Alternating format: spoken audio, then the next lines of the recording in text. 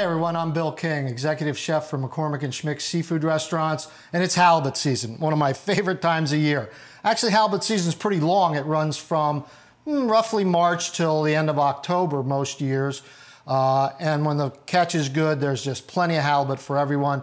It's absolutely one of everyone's most favorite fish, and it's very, very popular in all of our restaurants. So I'm going to prepare for you today a quintessentially Pacific Northwest item, which is where the halibut comes from, the only place in the world where great halibut is taken out of the water. So I've got this beautiful piece of halibut. You can see it's nice, thick fleshed, bright color, soft pink tone to the flesh, absolutely gorgeous. We're just going to put a little salt and pepper on it. I don't like to season this fish too much with anything else because we've got a lot of flavor coming out in the sauce. So a little kosher salt, little cracked black pepper.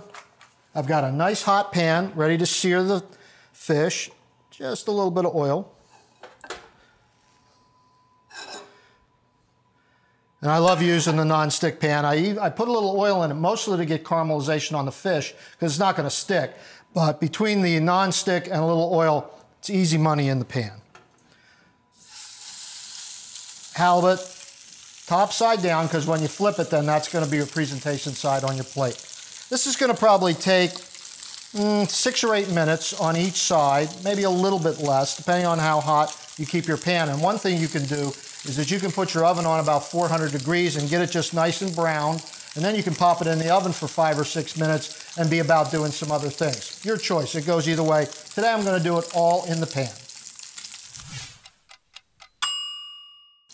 All right, we've been about 6 minutes in the pan now, and I think it's time to flip it. We should see a beautiful golden brown, which we do. There it is. You know, halibut is just this absolutely spectacular fish. They're enormous. They're the largest member of the flatfish family, which includes all manner of sole and flounder. But these fish are big. It's pretty typical for a fish to be 40 to 60 pounds in its market form for restaurants and markets these days. But these fish can be over 100 pounds, and I've had a whole halibut on my table in the prep kitchen that was close to 150 pounds. These are just remarkable fish. They come from really deep, cold water in the Pacific Northwest. Most of the best halibut comes from up around Alaska, and it's just the most versatile, sweet meat. It's good for first-time seafood eaters. It's relatively mild, but it's got a pretty nice firm texture, a beautiful flake to it. It's just fabulous fish. So we're going to be about another 4 or 5 minutes on this side, and then it's going to be ready for the fish, but we're going to do a real quick sauce.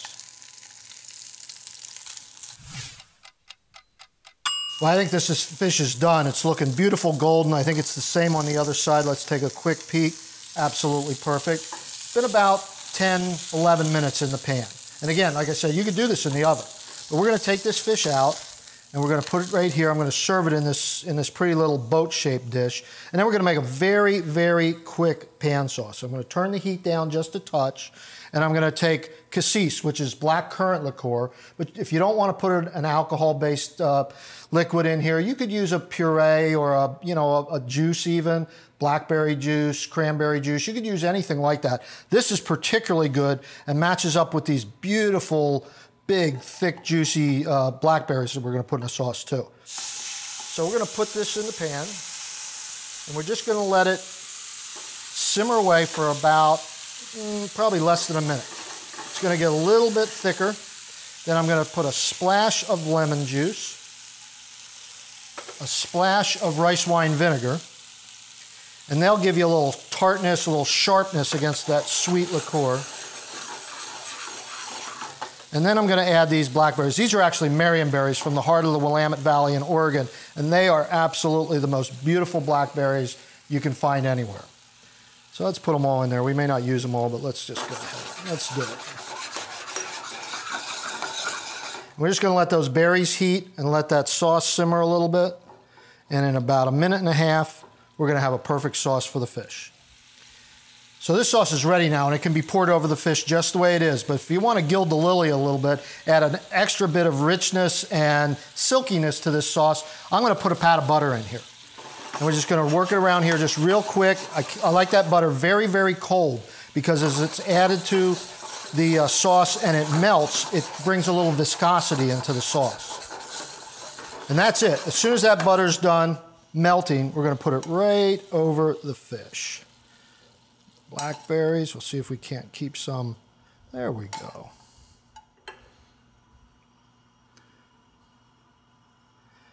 And then, as if this wasn't quintessentially Pacific Northwest enough, I'm gonna scatter a few chopped, toasted hazelnuts on here. These are absolutely delicious with the blackberry. And there you have it.